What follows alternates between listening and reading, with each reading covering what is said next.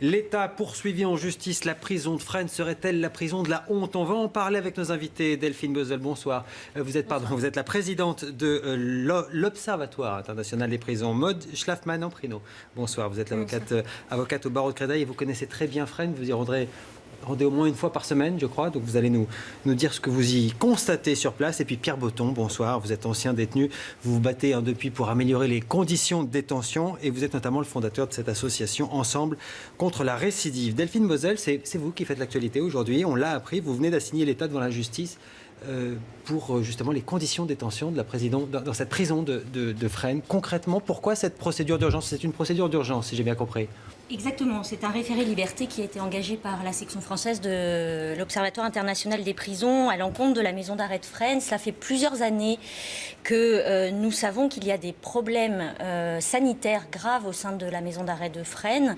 Et depuis le début de l'année 2016, nous avons eu un certain nombre de plaintes qui ont été transmises par des personnes détenues via leurs avocats, qui nous ont écrit à l'OIP pour nous faire savoir qu'il y avait de plus en plus de rats, de plus en plus de punaises, de plus en plus d'animaux nuisibles pour la santé des personnes détenues, pour la santé des personnels de pénitentiaires. Il y a eu également des alertes qui ont été émises par un syndicat pénitentiaire de surveillants. Avec des cas de maladies, la leptostyrose, qui est une maladie liée au rat. Liée au rat. Et donc c'est vrai que sur la base de tous ces témoignages, nous avons assigné l'État pour savoir ce qu'il compte faire pour remettre en état finalement cette prison et cette maison d'arrêt de Fresnes. Alors, il y a évidemment, ça se passe de l'autre côté des murs, donc nous on ne sait pas vraiment de quoi on parle. Il y a quelques photos qui circulent. Ici par exemple, on va voir les cabines de douche collectives. Là, c'est du sol au plafond à peu près. C'est dans cet état-là, semble-t-il. Vous allez me confirmer d'ailleurs, maître, si c'est ce que vous pouvez aussi constater sur place.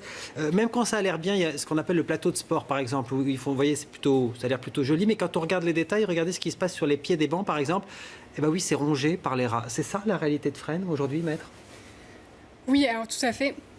Aujourd'hui, ce qu'il faut savoir en détention, c'est que pour beaucoup de personnes détenues, c'est déjà cohabiter en cellule avec une, voire deux personnes qui nous sont imposées, qu'on ne connaît absolument pas, mais c'est aussi devoir cohabiter avec toute une jungle, toute une faune qui est particulière à la maison d'arrêt de Fresnes. C'est pas comme ça dans toutes les prisons de France? Non, ce n'est pas comme ça dans toutes les prisons de France, et c'est vrai que la situation à Fresnes est particulièrement catastrophique, et en particulier, moi aussi j'ai des retours depuis le début de l'année 2016, avec vraiment des situations alarmantes, des cellules qui sont ravagées par des invasions de cafards, des invasions de punaises de lit, qui font des piqûres absolument dramatiques sur l'ensemble du corps, et c'est des personnes détenues qui sont marquées et qui aujourd'hui peuvent même plus dormir.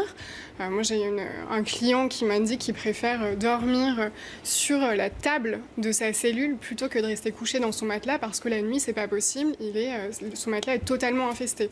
Voilà aujourd'hui ce que c'est d'être hébergé au sein de la maison d'arrêt de Fresnes. Et un surveillant racontait effectivement que dans un des quartiers, ils ont essayé de mettre des chats pour chasser les rats, et ce sont les chats qui ont eu peur, si j'ai bien compris. Oui, moi ce que les détenus me disent, c'est que les rats là-bas sont plus gros que des chats, que la nuit ils entendent... J'ai un client dont la cellule se trouve juste à côté des cours de promenade, et qui me dit que la nuit il entend des rats se battre entre eux, que le matin on retrouve des cadavres de rats dans les cours de promenade. Donc visiblement ce sont des rats de haut niveau. Pourquoi les rats aujourd'hui? Pourquoi on en parle aujourd'hui? Pourquoi on n'en parlait pas il y a quelque temps? Il y a quelque chose qui s'est considérablement dégradé et accéléré? C'est difficile à dire pour moi, parce que moi j'ai des retours effectivement depuis plusieurs mois avec une situation qui a l'air de s'être dégradée. Je pense également que le fait que les personnels pénitentiaires se soient manifestés, là on a quand même des personnels qui ont écrit, qui ont adressé... Ça libère la parole des détenus. Tout à fait. Là aujourd'hui c'est pas simplement des détenus qui se plaignent de leurs conditions de détention, c'est également des surveillants de l'administration pénitentiaire qui viennent dire que leurs conditions de travail sont également absolument épouvantables et que c'est tout un système qu'il faut revoir. Alors Pierre Botton, Fresnes c'est le deuxième centre pénitentiaire de France. C'est pas nouveau qu'on parle de Fresnes dans des termes qui ne sont pas forcément extrêmement agréables. 200% de population carcérale, ça ne bouge pas, ça ne bouge toujours pas, ça s'empire, semble-t-il. Votre diagnostic à vous?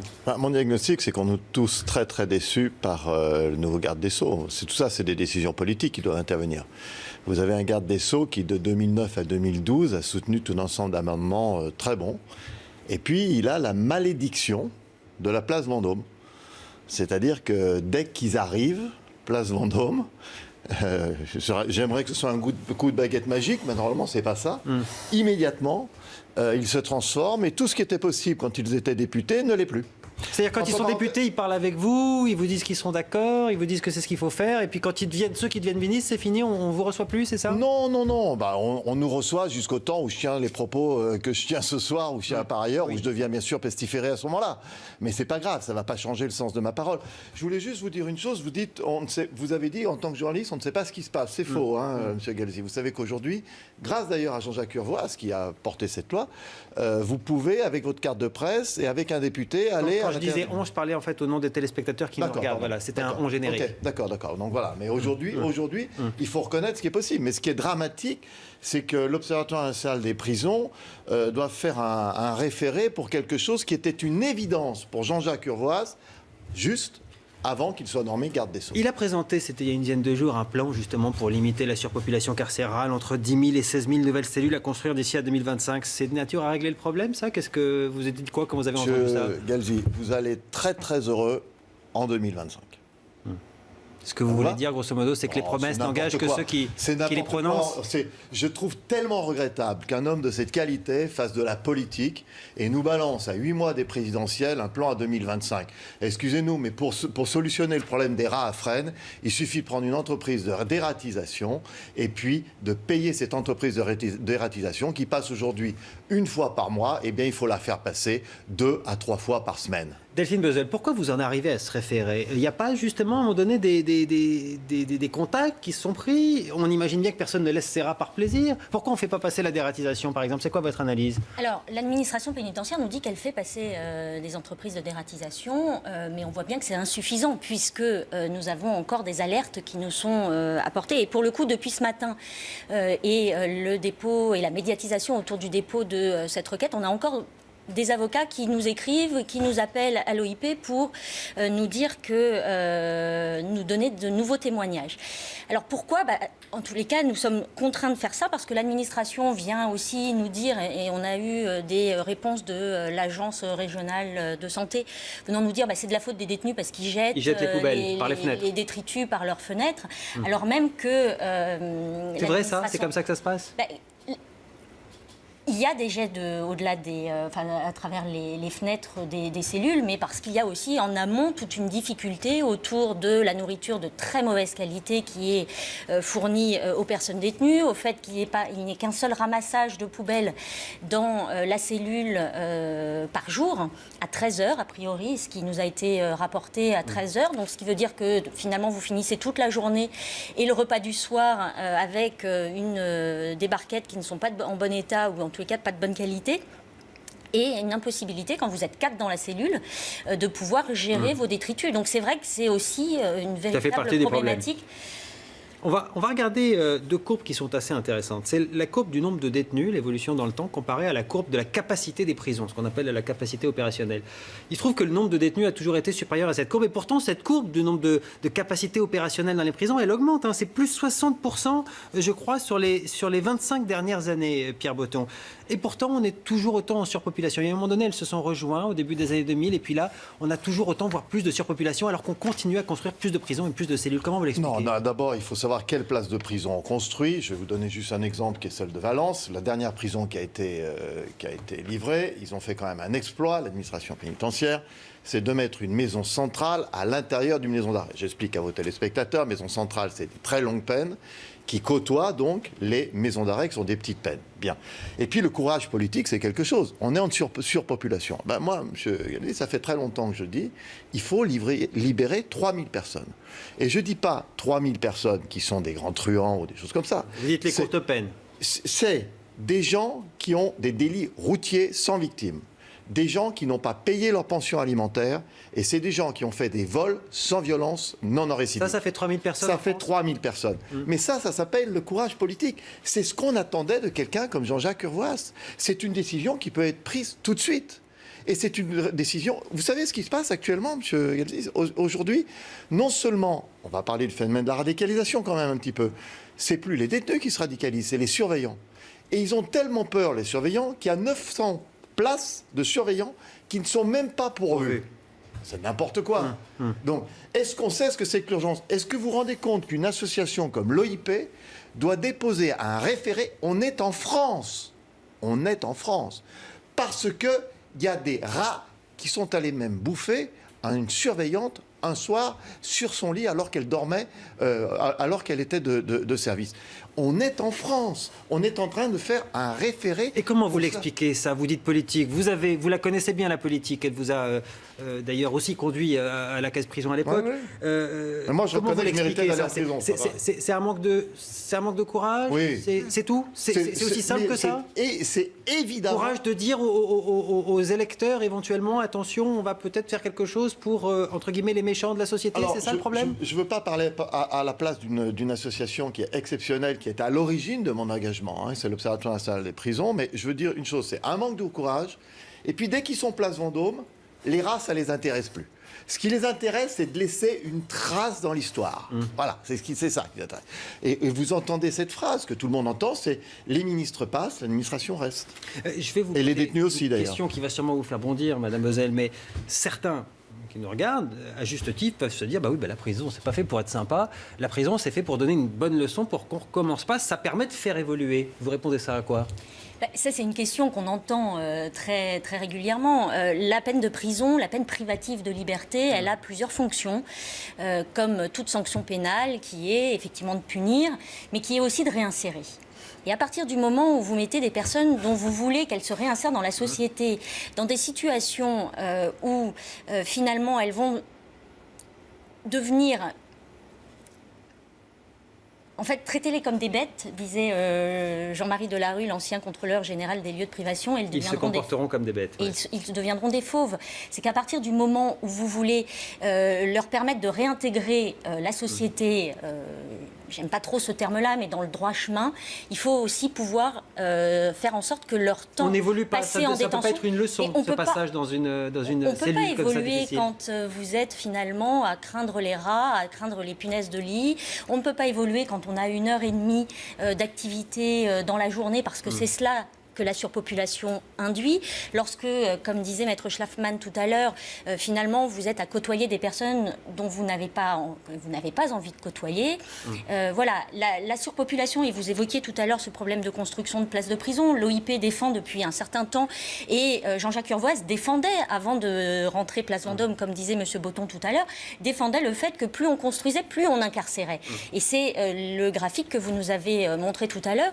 Je rajouterais que les chiffres de l'administration pénitentiaire démontre également qu'il n'y a pas une augmentation de la délinquance en France, malgré tout ce qu'on peut entendre sur les plateaux de la part de certains hommes politiques qui veulent justement justifier cette augmentation. Elle est plutôt en baisse ces dernières années d'ailleurs, effectivement. Juste, Maître Schlafmann, j'aurais peut-être aimé avoir votre point de vue sur cette question justement du rôle de la prison et du fait qu'aujourd'hui, c'est peut-être beaucoup plus nocif pour la société d'avoir ce genre de conditions de détention qu'autre chose. Oui, mais tout à fait. Enfin, aujourd'hui, vous avez en détention des gens qui ont le sentiment qu'ils sont traités comme des rebuts de la société, comme des déchets. Moi, je pense qu'il faut toujours garder à l'esprit que ces personnes détenues, un jour, elles vont réintégrer la société. Et dans quelles conditions, quand pendant des mois, voire des années pour certains, on est resté comme ça, enfermé 23 heures sur 24, parce que la réalité, c'est ça. Enfin, en tout cas, à Fresnes, on a 2 heures de promenade par jour, mais le reste du temps, c'est en détention parce que l'accès aux activités ou au travail, il est absolument impossible quand on a un taux de suroccupation qui est comme ça.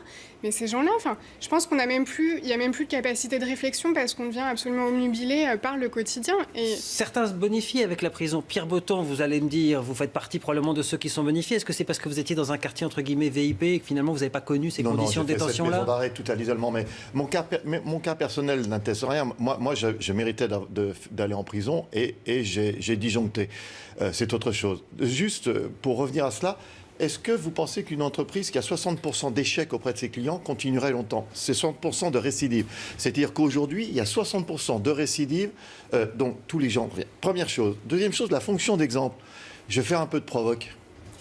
Jérôme Cahuzac, ça va lui servir, vous pensez? Il va aller en prison, vous pensez, ou pas? Et est-ce que ça va lui servir? Parce que c'est important, ça aussi, d'en parler vis-à-vis de la société. Les gars qui sont en prison, qui étaient dans les cités, qui dealent... Je ne veux pas encore refaire de la provoque, mais je crois qu'il y a un fils de ministre... D'ancienne garde des Sceaux, oui. D'ancienne garde des Sceaux qui a eu quelques problèmes également. Et C'est pas parce que sa mère était garde des Sceaux que Non, ça ce que je l'exonérait veux dire, d'avoir des problèmes non, ce potentiels. que je veux dire, M. Calvi, c'est qu'il faut arrêter de penser que tout cela ne concerne qu'une certaine catégorie de gens, basanés et ainsi de suite. C'est faux. Ça concerne tout le monde. Les délits routiers, ça concerne tout le monde. Les problèmes d'alcool, ça concerne tout le monde. Les problèmes de la misère, ça concerne tout le monde. Et vous allez m'expliquer comment, quand vous avez un problème de délit routier, ça vous sert d'être en prison dans un endroit où il n'y a pas de bagnole, où il n'y a pas de policiers, où il n'y a pas de passage clouté, où il n'y a pas de piétons. Ça va vous apprendre à mieux conduire? Je ne crois pas. Alain Juppé, puisque c'est pas le plus, le plus extrême sur ces questions-là, lui-même se saisit de ça, et pas plus tard que jeudi dernier, je crois que c'était à Lyon, vers chez vous, et il disait les peines de moins de 2 ans ne sont pas exécutées, c'est pas normal. Il propose de rétablir les peines planchées, d'enlever les réductions automatiques de peine. Donc on voit bien que dans la campagne, tout le monde est à peu près là-dessus, tout le monde est sur ce train. Quand vous entendez ça, vous dites quoi? Je dis qu'il y a 7 candidats, je crois, au primaire à droite. Je crois qu'il n'y en avait pas un seul qui est allé en prison. Déjà, qui viennent en prison voir, au lieu de faire un discours électoraliste. Évidemment, tout ça... Mais en quoi c'est électoraliste Non, de dire, pardon, aux Français et aux Françaises qui nous regardent, il y a un moment donné, quand je me suis fait agresser, voler ceci ou cela, et que j'ai un multirécidiviste en face de moi, j'aimerais bien qu'il aille faire un petit tour en prison, parce que c'est la justice. Vous voyez, non, je pose la question bien sûr, que plein de gens qui nous regardent on nous la se posent répète probablement. à longueur de temps. Alors, quelle est votre réponse? Vous venez de dire un multirécidiviste. Moi, je vous dis, le gars, dès qu'il est condamné la première fois, il faut le mettre dans un établissement digne de ce nom. Or, aujourd'hui, le gars qui vient de prendre une petite peine dans une prison comme celle de Fresnes, il doit se défendre contre les rats, contre des grands truands, il doit se défendre, il ne peut pas aller en promenade. On me parle de réinsertion en prison, mais c'est n'importe quoi. La réinsertion dans l'état des prisons aujourd'hui, c'est n'importe quoi. Enfin, je viens de vous dire, les surveillants, ils veulent même plus être surveillants parce qu'ils ont peur pour leur peau. Et je les comprends. Vous imaginez ce que c'est pour des détenus? Monsieur Schlafmann, vous vouliez réagir à ce que je disais juste avant la question? Oui, non, mais tout à fait. Mais je pense aussi qu'il y a un élément dont on n'a pas parlé aujourd'hui. C'est ce qui serait intéressant, c'est de faire un petit tour aussi au sein des tribunaux. Moi, je suis avocate. Aujourd'hui, je pense que Delphine Boisel est beaucoup plus compétente que moi pour parler des questions de politique pénale et de politique pénitentiaire. Mais moi qui suis quand même régulièrement, notamment au sein du tribunal correctionnel de Créteil, et quand j'entends dire qu'aujourd'hui, les peines de moins de 2 ans, elles ne sont pas exécutées, ça me fait un petit peu bondir parce que c'est totalement faux. Mais quand on passe une journée en comparution immédiate et que la seule chose qu'on entend dans la bouche du procureur de la République, c'est des réquisitions de mandat de dépôt qui sont quand même très souvent suivies. Voilà, moi aujourd'hui, on a une loi qui a été... Et ça, c'est lié à cette injonction contradictoire du personnel politique et des responsables politiques, selon vous? C'est-à-dire, finalement, il faut résoudre ce problème de surpopulation et en même temps, toujours incarcérer plus? C'est ce sentiment que vous avez là? Il y a vraiment, il y a un sentiment de schizophrénie parce qu'il y a à peine 2 ans, on fait voter en plein été, on a fait adopter la loi Taubira qui prévoyait de favoriser au maximum les aménagements de peine et qui rappelait que l'incarcération devait être le dernier recours. Nous, avocats au quotidien, on n'a pas constaté d'amélioration. Aujourd'hui, c'est toujours l'emprisonnement qui est la réponse à absolument tout. Et tout à fait comme le disait Pierre Breton, aujourd'hui pour des délits routiers, on se retrouve en détention. J'ai des clients qui se retrouvent en détention pour avoir volé des bouteilles dans des caves alors qu'ils sont SDF. Enfin, moi, je ne comprends même plus. On a une dame l'autre jour, une sans-papier, qui a volé des rasoirs dans un supermarché et qui se retrouve là en détention alors que par ailleurs, elle rencontre des problèmes de santé ahurissants. Moi, aujourd'hui, il y a des lois qui sont adoptées, mais sur le terrain, ce qu'on voit, c'est qu'aujourd'hui, la prison, ça reste la solution ultime à tout. Pour conclure, votre référé, concrètement, vous en attendez quoi? Parce que là, c'est sur 48 heures à peu près qu'on va vous donner une réponse. C'est ça, a priori, mercredi, enfin en tous les cas, on aura une audience mercredi. Ce que nous en attendons, c'est de demander au tribunal administratif, comme il l'a fait dans d'autres cas, et lorsque nous avions attaqué l'administration pénitentiaire et l'État pour les Baumettes à Marseille, pour Ducos, de finalement demander à l'État de mettre en œuvre des réponses concrètes et qui seront efficaces pour régler cette situation à la maison d'arrêt de Fresnes. Et pour conclure peut-être, si j'ai bien compris, pas d'idéologie dans ces questions-là, c'est ça? Non, c'est ça le fond du problème? Très souvent, j'ai tendance à être très provocateur, mais imaginez un jour, j'ai rencontré quelqu'un du Front National, je lui dis quelqu'un a volé une mobilette, on le met 15 ans en prison. Ça vous va, 15 ans? C'est bien 15 ans? C'est bien pour un vol de mobilette? Ça vient. Puis au bout de 15 ans, il sort, le mec. Donc on en fait quoi? Dans l'état dans lequel il est, on sort, on en a fait un truand. Voilà, c'est tout. Donc est-ce que c'est ce que la société française veut? Je ne crois pas. En tout cas, moi, je ne le veux pas. Merci à vous, en tout cas, d'avoir participé à ce décryptage ce soir sur une question ô combien importante. Je ne sais plus qui disait, on juge aussi la qualité d'une démocratie à la qualité de ses prisons. Merci à vous. Tout de suite, le journal.